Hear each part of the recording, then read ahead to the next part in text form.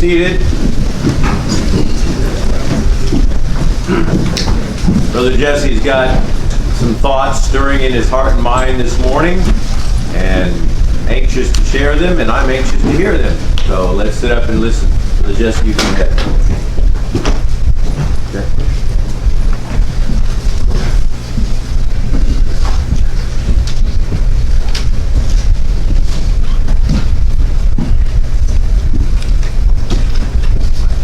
Yes, good morning. Good morning. I invite your attention this morning to Exodus chapter 17.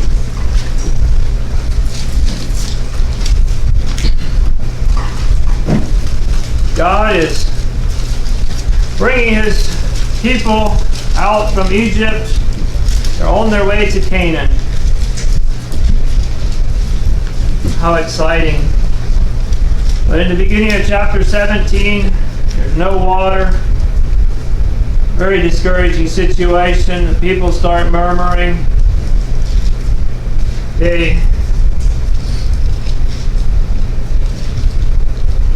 Like in verse 4, Moses cried unto the Lord, saying, What shall I do unto this people? They be almost ready to stone me. They were very upset with Moses. He brought us out here. You haven't made provision of water for us. But it's going down to verse 8. Then came Amalek and fought with Israel and Rephidim. And Moses said unto Joshua, Choose us out men and go and fight with Amalek. Tomorrow I will stand on the top of the hill with the rod of God in mine hand. So Joshua did as Moses had said to him and fought with Amalek. And Moses, Aaron, and Hur went up to the top of the hill. And it came to pass, when Moses held up his hand, that Israel prevailed. When he let down his hand, Amalek prevailed. But Moses' hands were heavy. And they took a stone and put it under him, and he sat thereon. And Aaron and Hur stayed up his hands, the one on the one side and the other on the other side. And his hands were steady until the going down of the sun. And Joshua discomfited Amalek and his people with the edge of the sword. The Lord said unto Moses, Write this for a memorial in a book, and rehearse it in the ears of Joshua, for I will utterly put out the remembrance of Amalek from under heaven. Amalek, descendants of Esau, close relatives, should have been excited that God was bringing close relatives out, bringing them to a promised land. But was there some jealousy there perhaps that God had chosen Jacob as being his special people to the neglect of Esau? I don't know, but they came out, made a real nuisance of themselves, took advantage of the people, children of Israel, as they were weary. They came up behind and took some of the most faint, weary ones. Just really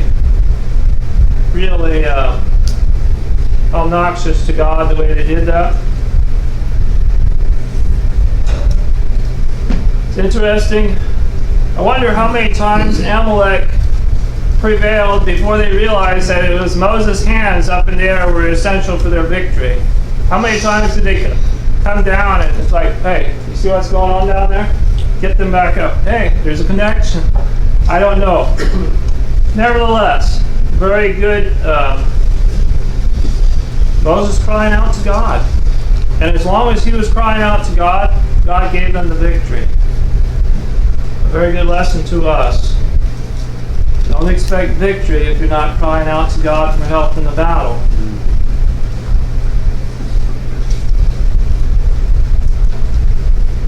Did the Amalekites notice that when Moses' hands were up, they couldn't prevail, but when Moses' hands came down, they could?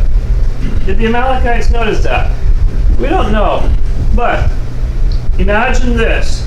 If the Amalekites notice that, and they get to thinking, you know what? All this fighting down here is of no use as long as Moses' hands are up. We can't get to the man. I know what we'll do. Send a few guys over there and say, Hey, Aaron, I want to talk to you. Don't you know you're looking like a fool up there? This is all just a one-man show, don't you realize it? You're up there being Moses' slaves, holding up his hands. It's like, don't you know there's a battle going on? You need to get down there and fight. What are you anyway? Are you just Moses' yes man up there, just whatever he says, and you're up there to serve him? And what would you think if Aaron and Hur would be like, yeah, they're right. Joshua needs our help. Let's go down and fight. It's like, that's stupid, because you're going to lose. Because your place is up there holding up Moses' hands. Was it a one-man show? It was a joint effort for God's glory and their own future. Right. If it was a one-man show, just what one man was it? Was it Hur up there on top of the mountain holding up Moses' hand? Was he the one that was the one-man show? Was it Aaron? Was it Joshua who was having a wonderful time down there in the army defeating the enemy? Who was it? Or was it God's show? Amen. God was prevailing over the enemy as long as God's people were doing what they were supposed to be doing. Right.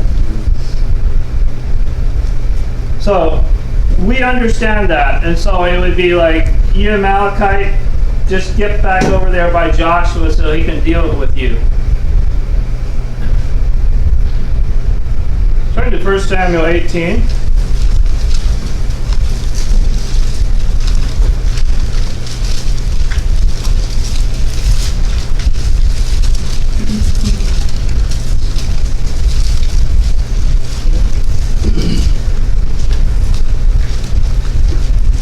We have Jonathan, a very brave man, son of Saul.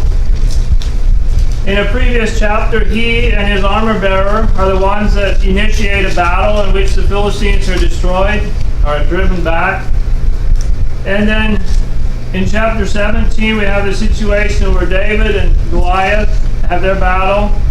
David prevails. And then David is brought to Saul. And in chapter 18 it said, it came to pass when he had made an end of speaking unto Saul, that the soul of Jonathan was knit with the soul of David, and Jonathan loved him as his own soul. Saul took him that day and would let him go no more home to his father's house. Then Jonathan and David made a covenant, because he loved him as his own soul. And Jonathan stripped himself of the robe that was upon him, and gave it to David, and his garments, even to his sword, and to his bow, and to his girdle.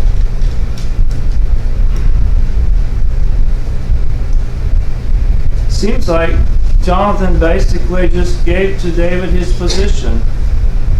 He acknowledged David that he would be the next king, a place that probably Jonathan would otherwise have filled.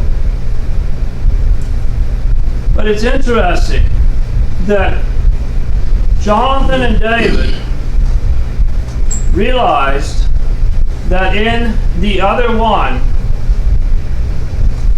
was a very noble personality. They were both committed to the good of God's people. And then it's interesting that they made a covenant together. It was because of that kinship, that like-mindedness, that they made this covenant together. And Jonathan was then happy to be a right-hand man to David. Imagine one of Jonathan's friends saying, oh, yeah, David's getting what he wanted. David was just trying to be the Lord. He was just trying to be the head here. It's all going into a one-man show. David's that one man. It's like, you know what? David and I are so like-minded that it really doesn't matter who's leading. We're in this together. And I'm happy to help a king like him.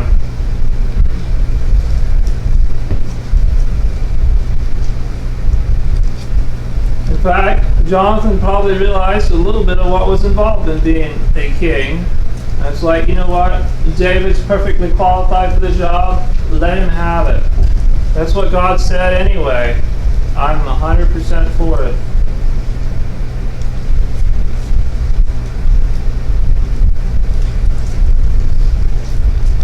Do we have that type of a spirit? It's like, you know what? As long as your goal is God's goal, your vision is God's vision,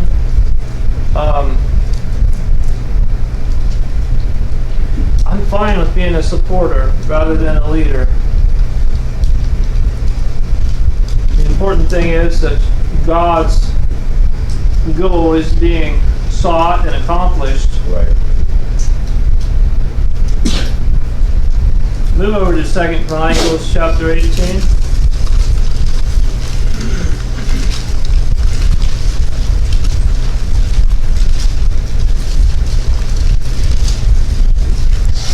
David has some years of running, fleeing from Saul.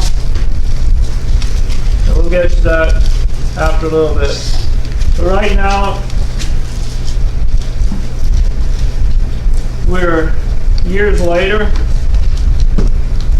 We're in with Jehoshaphat. This is after the nation is divided. Jehoshaphat was king of Judah. It says in chapter 18, now Jehoshaphat had riches and honor and abundance and joined affinity with Ahab. And after certain years he went down to Ahab to Samaria, and Ahab killed sheep and oxen for him in abundance and for the people that he had with him, and persuaded him to go up with him to Ramoth Gilead. And Ahab king of Israel said unto Jehoshaphat king of Judah, wilt thou go with me to Ramoth Gilead? And he answered him, I am as thou art, and my people as thy people, and we will be with thee in the war. And Jehoshaphat said unto the king of Israel, inquire, I pray thee, at the word of the Lord today. And they went up.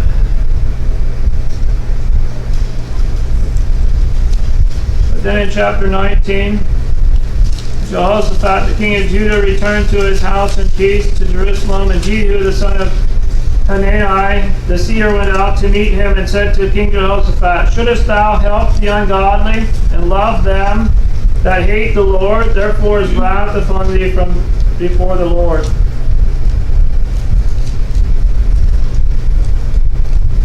Jehoshaphat linked himself up with the wicked Ahab for the promotion of a wicked Ahab's kingdom.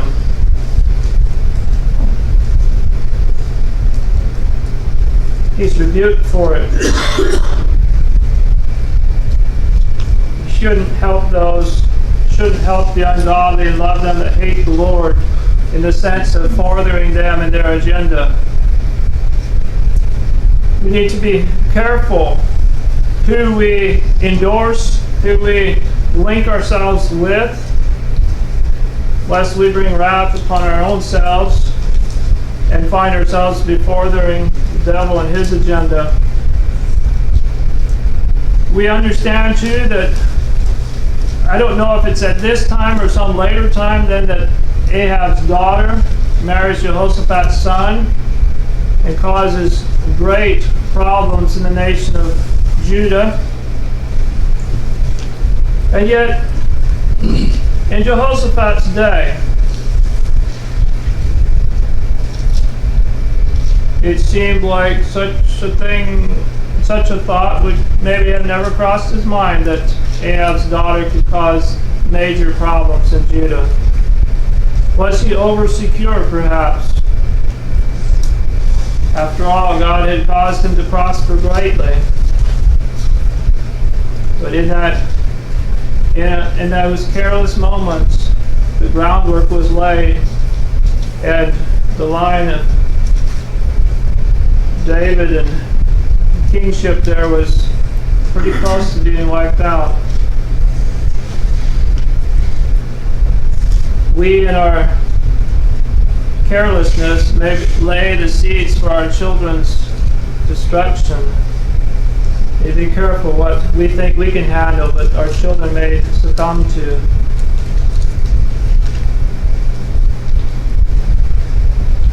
Another thought from the book of Ezra.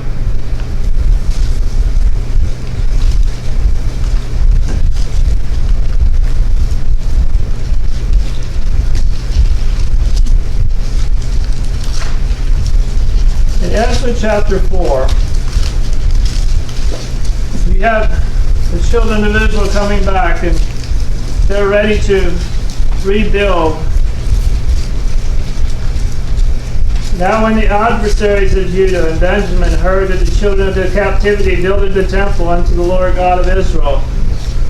Now, we understand that they were adversaries because the Word of God tells us that. But can you picture yourself, one of the children of Israel there in Jerusalem, not knowing that these are adversaries? Okay? Pretend that you don't know that. These people, then they came to Zerubbabel and the chief of the fathers and said unto them, Let us build with you, for we seek your God as ye do, and we do sacrifice unto him since the days of Esarhaddon, the king of Asher, which brought us up hither. But Zerubbabel and Jeshua and the rest of the chief of the fathers of Israel said unto them, Ye have nothing to do with us to build an house unto our God, but we ourselves together will build unto the Lord God of Israel, as King Cyrus, the king of Persia, hath commanded us. If you were one of the people there, what would you think? It's like, you know what? Why are our leaders doing this? Why have they said, you cannot help us? It's like these people, these are natives to the area. They're local people. It's like we would do well to have the local support here. And our leaders are saying, no, you can't have any part of helping us. But then you read on down, then the people of the land weakened the hands of the people of Judah and troubled them in building and hired counselors against them to frustrate their purpose all the days of Cyrus, king of Persia, even until the reign of Darius, king of Persia. Oh, their true colors show pretty strong now. It's like they had no interest in the temple being built. These were just sweet words to try and get in there so they could stop it.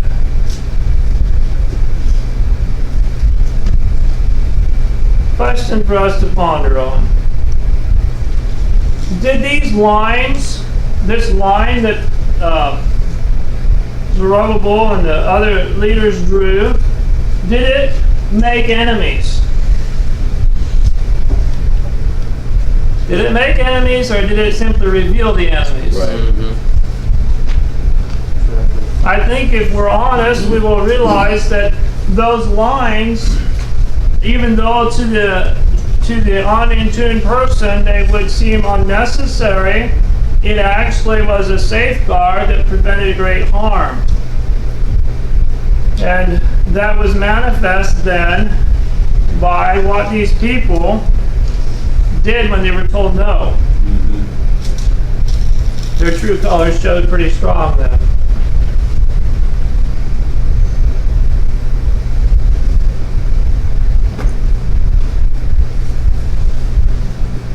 Now, back to David in 1 Samuel 25. David had spent years fleeing from Saul. This is after he killed Goliath. This is after he is a well-known person.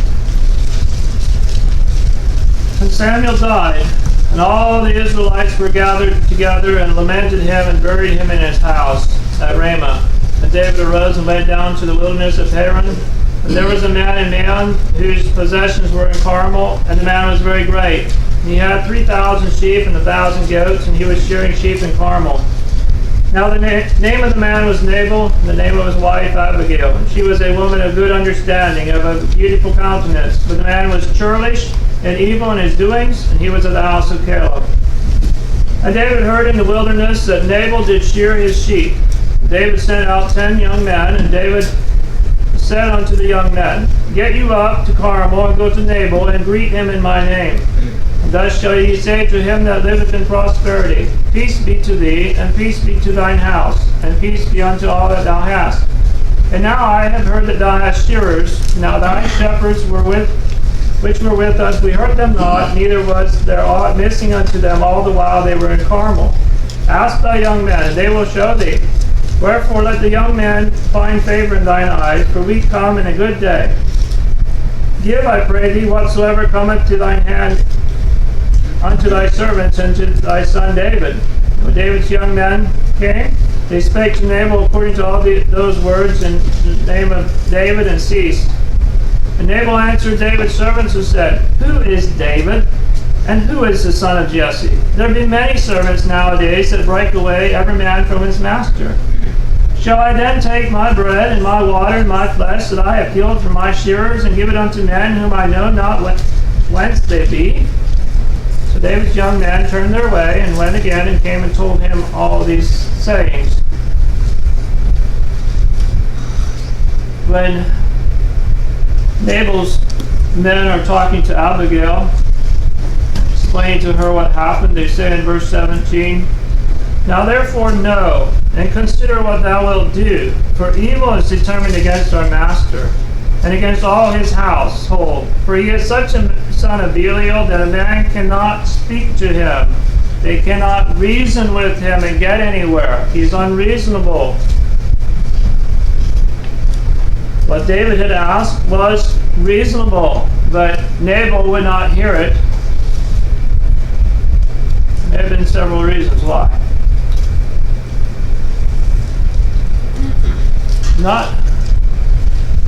Sometime prior to this, Saul had the priests of the Lord killed because of a suspicion that they in some way aided David. Did Nabal ever hear about that? So when David comes asking Nabal for some food, what does Nabal say? You know what, I'm afraid of Saul. No, I can't help you. I'm afraid if he heard it, he'd do me in. No, he doesn't say that, but I am suspicious he was thinking that. What he says is, Who is David, and who is the son of Jesse? There be many servants nowadays that break away every man from his master. Come on, Nabal. You never heard of David before? You never heard who killed that Goliath? You think he's just another runaway servant? Nabal, you're not being honest with the evidence. You're trying to say you don't know what's going on. Your wife sure knows. Your wife has got the whole story. Listen to what she says about him. In verse 28, Abigail's talking to David, and she says, I pray thee, forgive the trespass of thine handmaid, for the Lord will certainly make my Lord a sure house, because my Lord fighteth the battles of the Lord, and evil hath not been found in thee all thy days. Yet a man is risen to pursue thee, and to seek thy soul. But the soul of my Lord shall be bound in the bundle of life with the Lord thy God, and the souls of thine enemies, them shall he sling out, as out of the middle of a sling. And shall come to pass, when the Lord shall have done to my Lord according to all the good that he hath spoken concerning thee, and shall have appointed thee ruler over Israel. Oh, so she knew that this shall be no grief unto thee, nor offense of heart unto my Lord, either that thou hast shed blood causeless, or that my Lord hath avenged himself. But when the Lord shall have dealt well with my Lord, then remember thine handmaid. And David said to Abigail, Blessed be the Lord God of Israel, which sent thee this day to meet me. And blessed be thy advice, and blessed be thou, which hast kept me this day from coming to shed blood, and from avenging myself with mine own hand.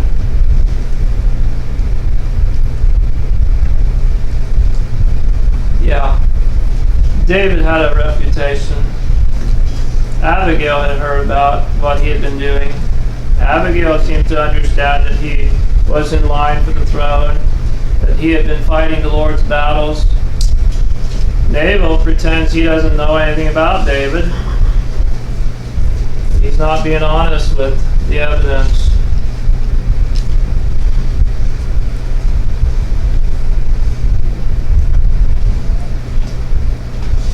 Nabal wasn't willing to lay down his life to encourage a right cause. David had been chosen of God to be the next king. And Nabal found himself in a hard situation. Does he endorse David? Or does he just pretend to not know anything about David?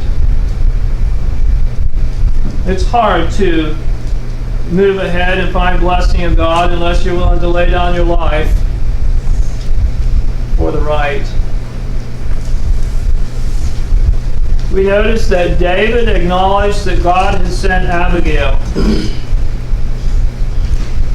Now, either this David was ignorant or deceived, or God had sent Abigail. She had been moved by God to do this, to come to David and to present her supplication to him.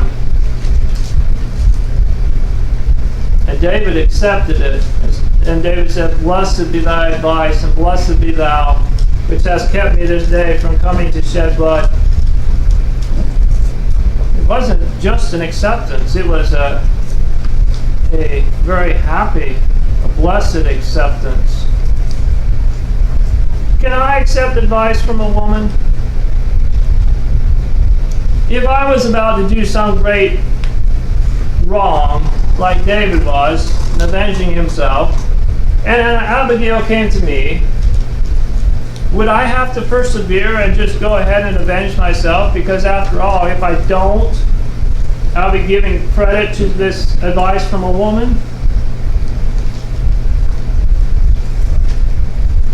Or do I have enough intelligence to see that sometimes advice coming from a woman is advice direct from God? I mean, as direct as it's going to get.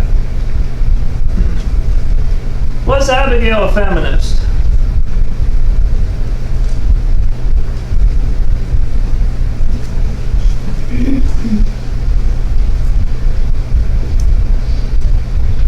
After all, she's trying to give an appeal to a man. Doesn't that mean she's a feminist? Some people would like to think that. But David had enough intelligence to accept it, to embrace it, and profit from the advice, even though it was from a woman.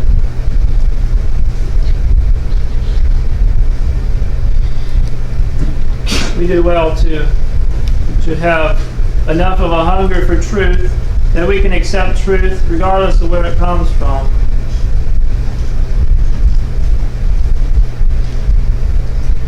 Hungry for truth?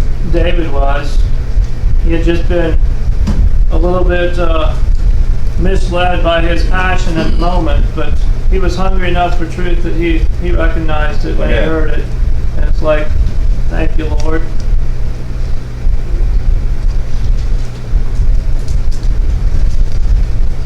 Turn over to Matthew chapter 12.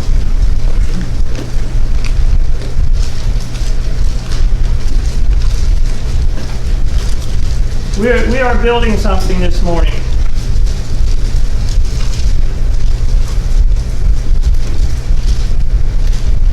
And we build with the foundation of the Old Testament scriptures. Occasionally you come across people who despise them as a foundation, but then the top part of their building is not straight either. In Matthew chapter 12, verse 22, "Then was brought unto him," unto Jesus, "one possessed with a devil, blind and dumb. And he healed him, insomuch that the blind and dumb both spake and saw. And all the people were amazed and said, Is not this the son of David? But when the Pharisees heard it, they said, This fellow doth not cast out devils, but by Beelzebub, the prince of the devils.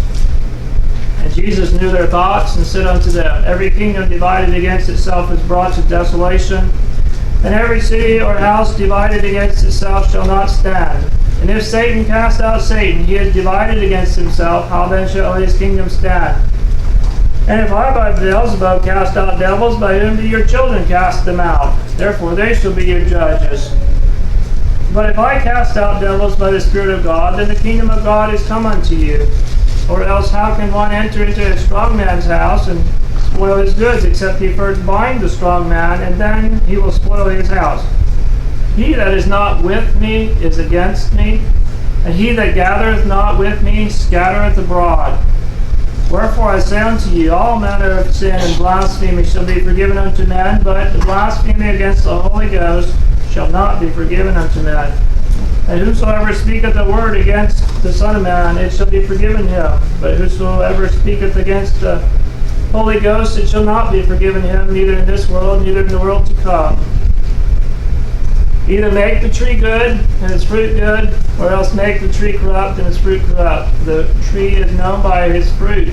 O generation of vipers, how can you, being evil, speak good things? For out of the abundance of the heart the mouth speaketh. A good man out of the good treasure of the heart bringeth forth good things, and an evil man out of the evil treasure bringeth forth evil things. But I say unto you that every idle word that man shall speak, shall give account thereof in the day of judgment. For by thy words thou shalt be justified, and by thy words thou shalt be condemned.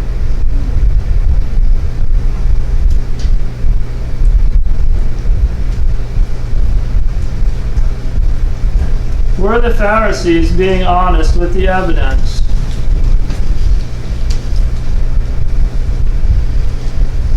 They see Jesus doing these miracles, destroying the works of the devil. In other words, they had people in bondage to the devil and the devil's influence, and they're delivered. And so they look at that and they say, oh, he must be in league with the devil. Like, where's the evidence for that? Well, we know it's true because we're not one with him. And since we're God's people and he's not one with us, he must be in league with the devil. It's like, They were not honest with the evidence. Truth has a way of revealing the true nature of a person. You love it or hate it. Neutral you cannot remain. So they're driven to operate illogically, contrary to the evidence, because they don't want what the evidence proves. Right. And so to the unbiased person, they become disgusting. But Jesus said, he that is not with me is against me, and he that gathereth not with me scattereth abroad. That which we do, it's either aiding Jesus in his operations in this world, or it's hindering him. It's seeking to destroy his realm. Right. It's one or the other. He talks about blasphemy against the Holy Ghost. Just exactly what that is, maybe a little bit hard to discern. However, if you attribute to the devil the works of God, if you grieve the Holy Spirit and can persevere in that, do not expect forgiveness. Yes. Do not expect to be granted repentance unto life. Right. Because you are cutting off the very hope of that ever happening. Right. Because it is the Spirit that would side with you to help you to understand and embrace the truth. And as you willingly resist that, it's like, who else is going to strive with you? Right. You have manifest an attitude towards truth, an attitude of disgust. So how do you ever expect to be able to embrace it, or do you even recognize it? You will, in process of time, lose your discernment keep it in mind that we either gather or scatter.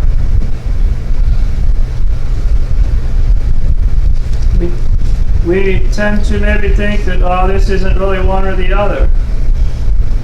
Well, so it would fit in the category of idle words. But in reality, if it's not for, it's in opposition to. In Mark chapter 9,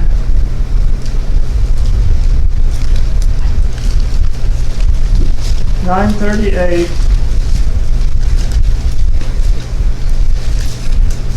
and John answered him, saying, Master, we saw one casting out devils in thy name, and he followeth not us, and we forbade him, because he followeth not us. Jesus said, Forbid him not, for there is no man which shall do a miracle in my name, and that can mightily speak evil of me. For he that is not against us is on our part. For whosoever shall give you a cup of water to drink in my name, because ye belong to Christ, verily I say unto you, he shall not lose his reward. And whosoever shall offend one of these little ones that believe in me, but it is better for him that a millstone were hanged about his neck, and he were cast into the sea. And if thy hand offend thee, cut it off. It is better for thee to enter into life maimed, than having 2 hands to go into hell, into the fire that never shall be quenched, where their worm dieth not, and the fire is not quenched. And if thy foot offend thee, cut it off. It is better for thee to enter into life halt, than having 2 feet to be cast into hell, into the fire that never shall be quenched, where their worm dieth not, and the fire is not quenched. And if thine eye offend thee, pluck it out. It is better for thee to enter into the kingdom of God with 1 eye, than having 2 eyes to be cast into hellfire, where their worm dieth not, and the fire is not quenched.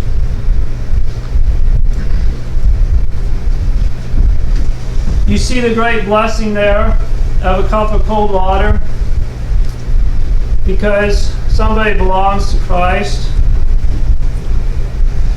They have need of something, and you're able to be a refreshment to them. God is very pleased with that. It's a way of identifying with Him and His purposes, to endorse His actions, or His what He's doing. We cannot actually reach out and touch God as a human being. However, we can reach out and bless, minister to His people, and God takes that as a personal ministering to Him. We see too the offending of one of these little ones, a converted person who is seeking to please God. If you cause somebody like that to stumble, you entice them into a wrong direction, you cause them to fall over something that ought not so to be. God's great wrath upon such a person said you were better off if a millstone had been hanged about your neck and you were cast into the sea. That's a pretty hopeless situation, but He's saying, you know what? On Judgment Day, when it all comes clear to you how great your offense was, you would have preferred that treatment over what you're going to receive. We see too, if some member of my body causes me to turn away from God, I would have been better off living a handicapped life than to have that happen. A handicapped life, I mean, too often it's easy to forget the seriousness of an eternity for the sake of temporal convenience. It's like, no, if this is a serious threat to my spiritual well-being, I'd be better off handicapped in this life, or limping on 1 foot, if that's what it takes to be successful and to find grace in God's eyes. But the seriousness also of stumbling another, God's wrath will be poured out on such people. In 2 Timothy chapter 1, thinking about ministering to God's people, God taking it as a personal ministering to Him. 2 Timothy. You know anything about Onesiphorus? Like, what? Who is he?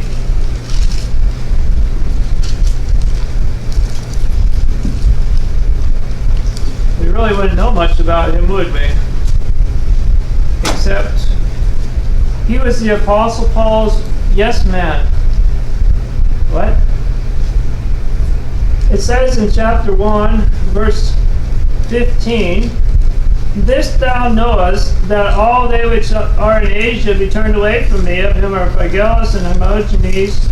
The Lord give mercy unto the house of Onesiphorus, for he oft refreshed me and was not ashamed of my chain. But when he was in Rome, he sought me out very diligently and found me. The Lord grant unto him that he may find mercy of the Lord in that day. And how many things he ministered unto me at Ephesus, thou knowest very well." Here was a man that we have his name here because he was an encourager to the Apostle Paul. And you think God's going to remember that on Judgment Day? Oh, yes. Paul prays for him that he may find mercy that day, because he wasn't ashamed to be associated with Paul. In fact, he went to great difficulty to find Paul when he was in Rome and to be an encouragement to him. In a time when Paul's other friends was like, where were they?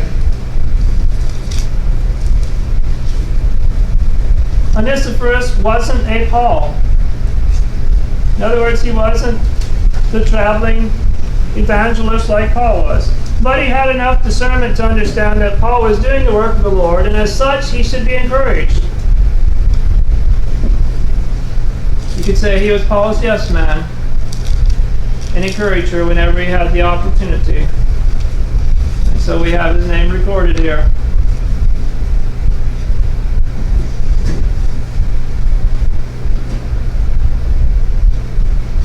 We have a few things to say just briefly to a Mr. Polanek, who has decided that we are something to oppose.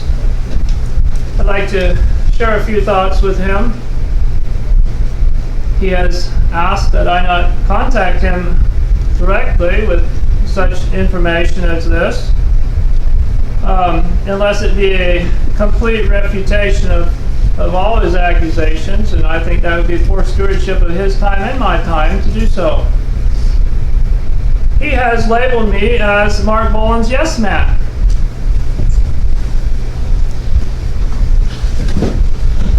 I'd like to try that title for a while.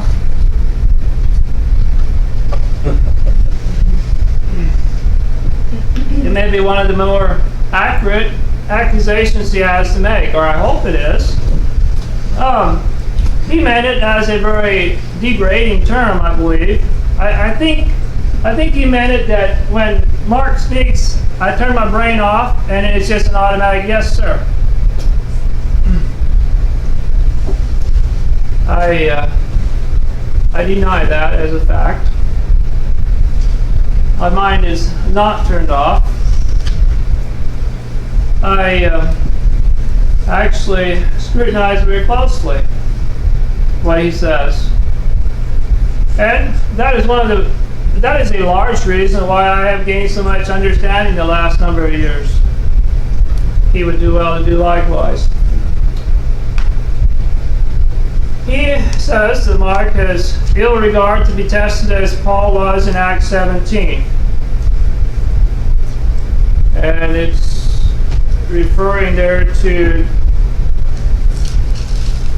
I'll just get it and read it.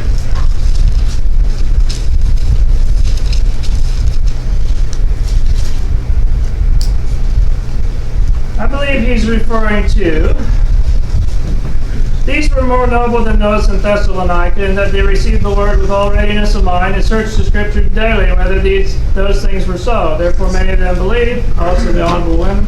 Okay.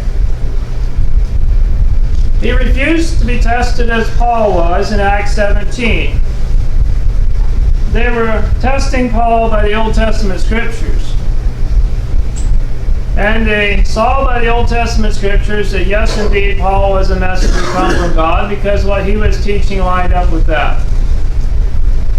Mr. Polanek would rather not be tested by the Old Testament scriptures. If it gets too tight of a situation, he will just say, well, that was Old Testament, we're in the New.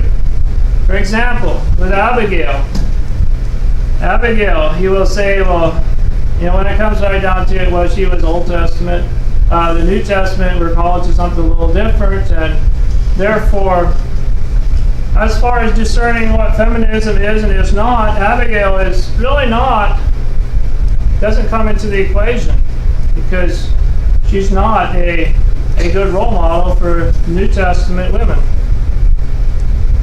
I would differ with that. I would say that if the circumstances are same, that the same response would still be pleasing to Amen. God. So your understanding of what is and is not feminist must make Abigail fit in somewhere. That's right. Not just as an old discounted piece of foundation. He says that we hold to traditions of men, and thus making our worship of God void. He finds that in... No, he don't find that. And he gives Mark 7 as the proof of that.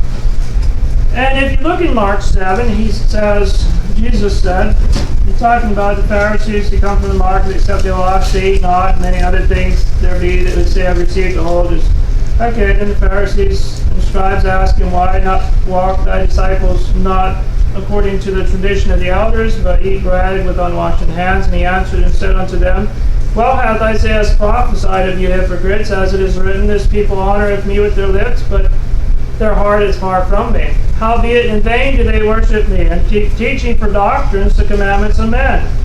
For laying aside the commandments of God, ye hold the traditions of men, as the washing of pots and cups, and many other such like things ye do. And he goes on to say, full well ye reject the commandment of God, that ye may keep your own tradition. And then he gives an example, how they were actually, their own tradition allowed the very opposite of what God commanded. And yet,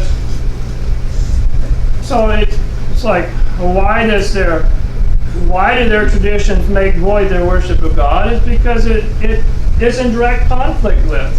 Right. Now, if you were to establish traditions that in no way conflicted with the Word of God, would that make your worship of God void? It's like, how could it? It would only make it void if you're placing your traditions on a higher plane than God's commandments.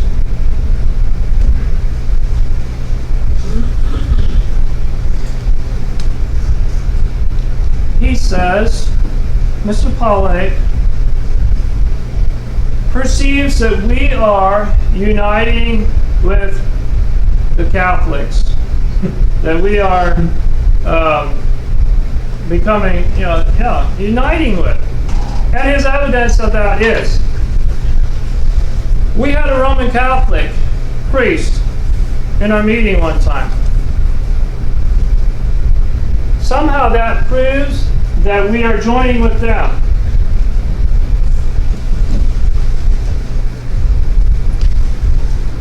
All right.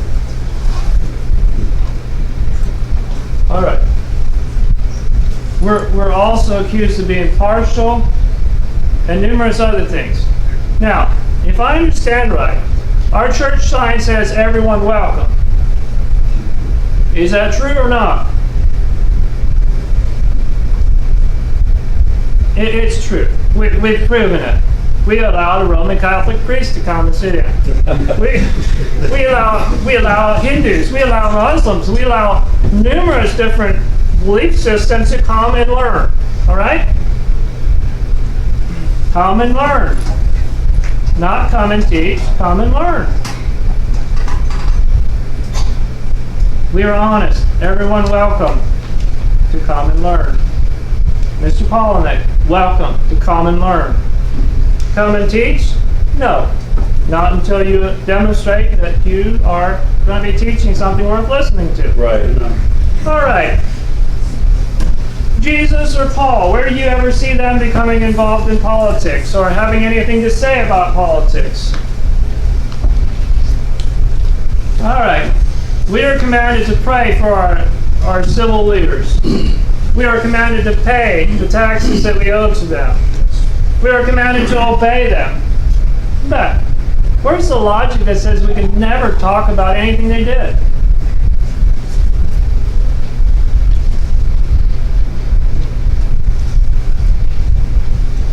Imagine that. We're praying for them, that we can live a quiet and peaceable life.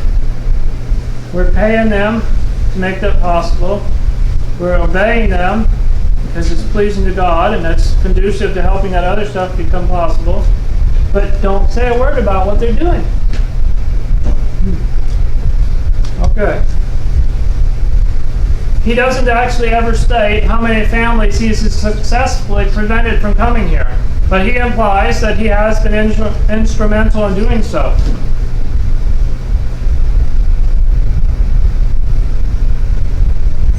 According to our understanding, that means he has offended.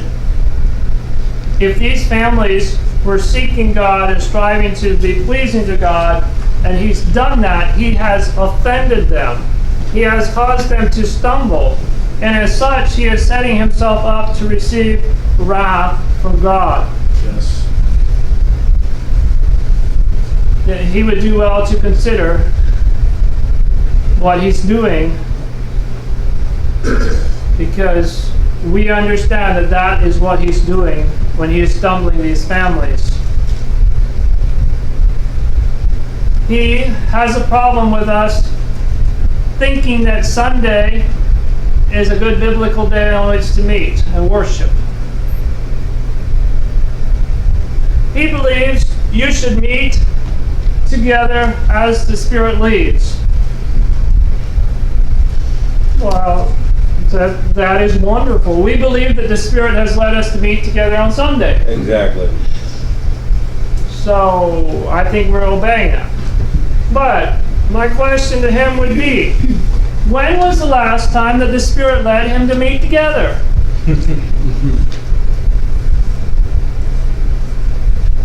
Has it been any time recent?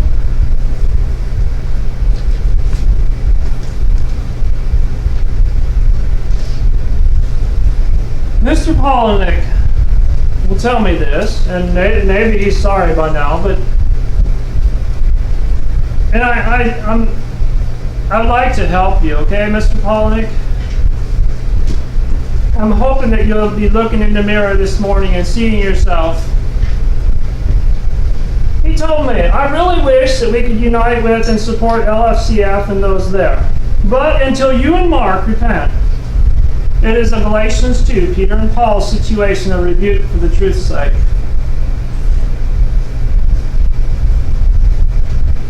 With everything else in mind, as far as his grievances against what we do here and everything that goes on, I have to wonder, what do you want to unite with and support? From what I perceive, you think the whole thing is trashed. So why would you want to unite and support it?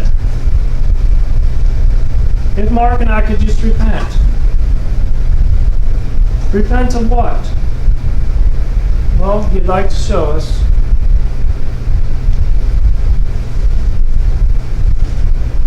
But what do you want to unite with, Mr. Polanek?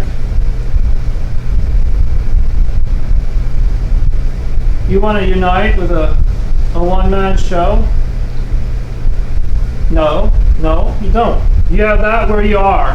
You have a one-man show right where you are. You don't have to go anywhere for that.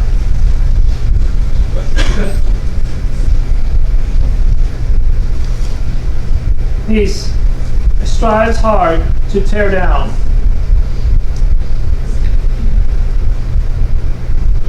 It's easy to tear things down. All right. You could come over to my garden and just point out numerous problems with it. And it's like, yeah, here, let me show you a few more. Except in this situation, I wouldn't bother, because until you demonstrate that you can do better, Amen. unless the pointing out of the few flaws is to help you do better, what's the point? Yes. Yes. It's easy to tear down, but build something better. Yes. You wanna find fault with your parents? Well, be a better parent, Amen. and then go straighten them out. But to just tear down and never build anything, it's like you really don't know what you're talking about yet. Right.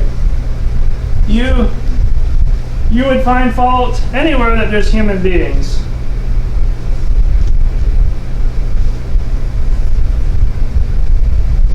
On Judgment Day,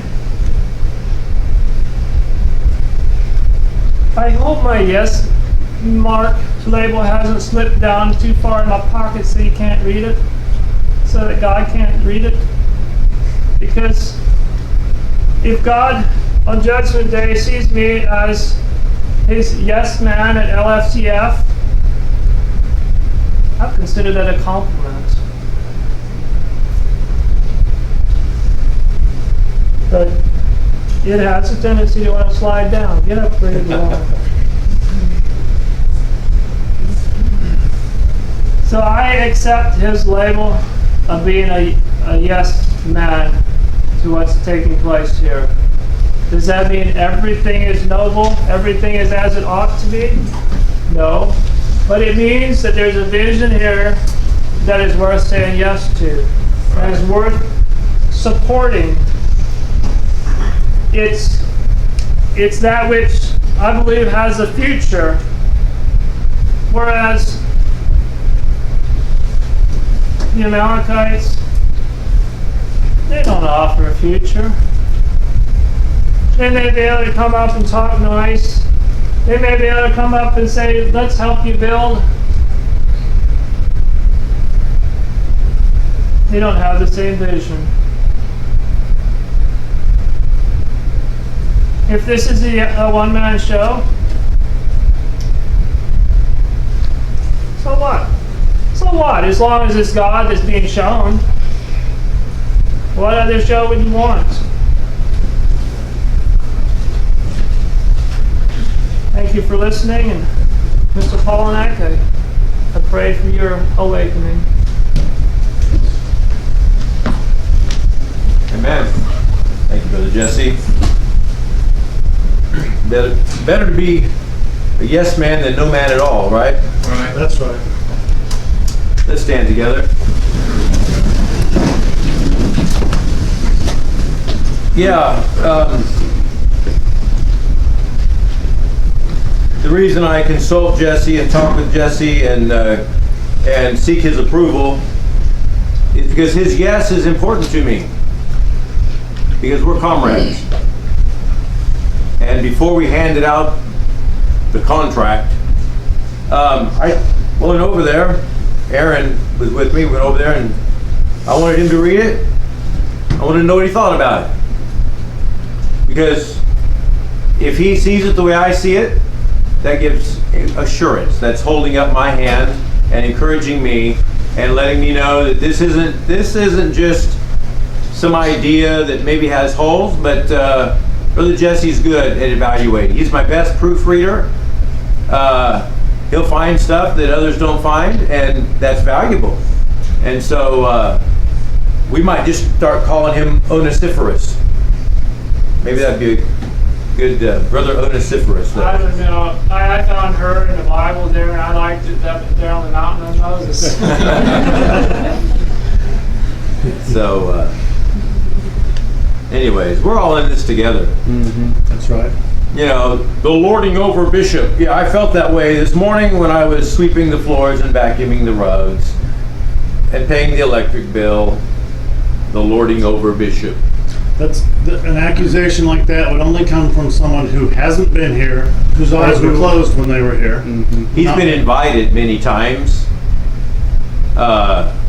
He's afraid to show up here because we want to talk to him. He just wants to sit back and shoot his little cyber missiles, and he doesn't want to talk. And he won't. We'll meet him anywhere. He don't want to talk. His glory is in his shame, and the only thing that his only claim to fame is having built nothing, but criticized everybody else who ever built anything, and that's why he steams over the fact that years ago I called him a hippie. Because a spiritual hippie is someone who's wanting to tear down the establishment. The hippies, what did the hippies ever build? All they want to do is tear down, criticize, rebel. They never really accomplished anything. Okay? They just destroyed a lot. And that's the category he is spiritually, and it's a sad thing. I told him last time I corresponded with him that we'd forgive and forget if he changed his ways. And it's a sad thing. He needs prayer. He's had a life of failure behind him, and trying to tear other people down is no way to change that. It's not the way to do it. Paul said he wouldn't build on another man's foundation, much less tear down everybody around him. Paul went out there and built something of his own. He went out there and accomplished something. The intruders in 1 Corinthians, the intruders in the Corinthian church, were trying to build on another man's foundation. Okay? In order for them to build on Paul's foundation, they had to tear down Paul. And so Paul said, I don't do that. He said, I'm not that kind of person. And we don't want to be that kind of person. Any thoughts before we pray? Let's remain standing and take these things to the Lord in prayer. And let's pray for Jim Polanek. Pray that God would help him to see his error and humble himself. And let's also consider what Brother Jesse said this morning. There's a lot of principles in there that we need to absorb. Otherwise, we're really no better than the Polaneks out there who always looking down, criticizing. In order to pump himself up, he's got to pull other people down. And we don't want to be like that in any area of life. Let's pray.